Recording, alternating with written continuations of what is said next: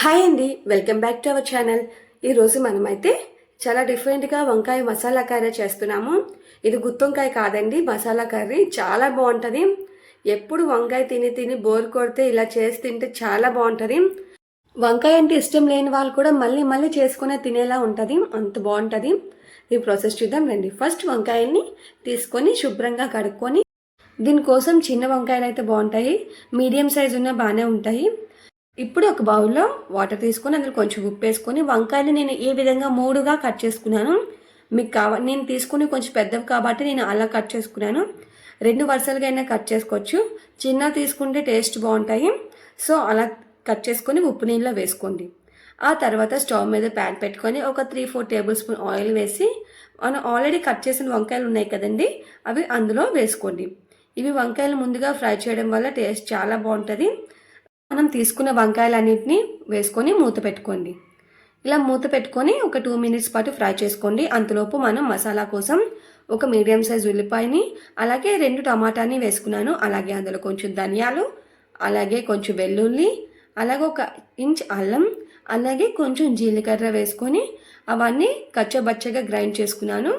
మీకు కావాలంటే స్మూత్ పేస్ట్గా అయినా గ్రైండ్ చేసుకోవచ్చు.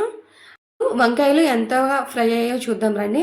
వంకాయలు ఇంకా బాగా ఫ్రై అవ్వలేదు, సో ఇంకా ఒక 2 మినిట్స్ పాటు ఉంచుకొని బాగా ఫ్రై చేసుకోండి. చూడండి, వంకాయలు అనేవి బాగా ఫ్రై అయ్యాయి కదా, వీటిని ఒక ప్లేట్లోకి తీసుకోండి.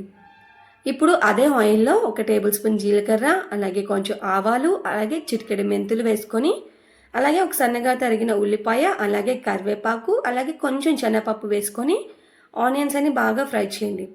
ఆనియన్స్ అనేవి మరీ ఎక్కువగా ఫ్రై చేసి వద్దు, నార్మల్ సాఫ్ట్గా అయితే సరిపోతుంది. ఈ విధంగా వస్తే చాలు.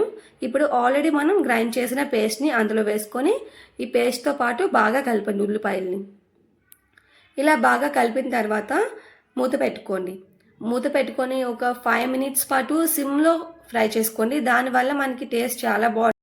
ఒక 5 మినిట్స్ తర్వాత మూత తీసి చూడండి, చాలా బాగా ఫ్రై అయ్యింది కదా, ఆయిల్ అనేది రిలీజ్ అవుతుంది కదా. ఇప్పుడు అదే టైంలో మనం కొంచెం పసుపు, అలాగే మీ టేస్ట్కి తగ్గట్టు ఉప్పు కూడా యాడ్ చేసుకోండి. ఇప్పుడు వాటిని కూడా బాగా ఫ్రై చేయండి. ఇప్పుడు పసుపులో ఉన్న వాసన పోయేంత వరకు బాగా ఫ్రై చేయండి. దీనికోసం నేను మూత పెట్టుకొని ఒక 2 మినిట్స్ పాటు ఫ్రై చేసుకున్నాను. ఆ తర్వాత ఒక 2 మినిట్స్ తర్వాత ఓపెన్ చేసి చూడండి, ఆయిల్ అనేది బాగా రిలీజ్ అవుతుంది కదా. ఈ టైంలో మనం కారం వేసుకోండి. నేనైతే 2 టేబుల్ స్పూన్ కారం వేసుకున్నాను. అలాగే కొంచెం చాట్ మసాలా, అలాగే ఇందులో మెయిన్ నేను సాంబార్ పౌడర్ అయితే యాడ్ చేసుకున్నాను. అందులో కొంచెం గరం మసాలా. ఆ మసాలాలన్నింటినీ ఒకసారి బాగా ఫ్రై చేయండి. సాంబార్ పొడి వేయడం వల్ల టేస్ట్ వేరే లెవెల్లో ఉంటుంది.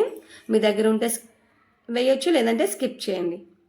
ఆ మసాలా అంతా బాగా ఫ్రై అయిన తర్వాత ఆల్రెడీ మనం ఫ్రై చేసుకున్న వంకాయలు కూడా అందులో వేసుకొని ఒకసారి బాగా కలిపి ఒక 2 మినిట్స్ పాటు మూత పెట్టుకొని మీడియం ఫ్లేమ్లో ఉంచుకోండి. ఇలా మూత పెట్టి మీడియం ఫ్లేమ్లో ఉంచడం వల్ల మసాలాలు అనేవి వంకాయలోకి బాగా వెళ్తాయి. 2 మినిట్స్ తర్వాత మూత ఓపెన్ చేసి చూడండి, ఆయిల్ అనేది బాగా రిలీజ్ అవుతుంది కదా. ఈ టైంలో నేను చింతపండు రసాన్ని కొంచెం వేసుకున్నాను. మీకు ఇష్టం ఉంటే వేసుకోవచ్చు, లేదంటే లాస్ట్లో నిమ్మకాయ అయినా వేసుకోవచ్చు.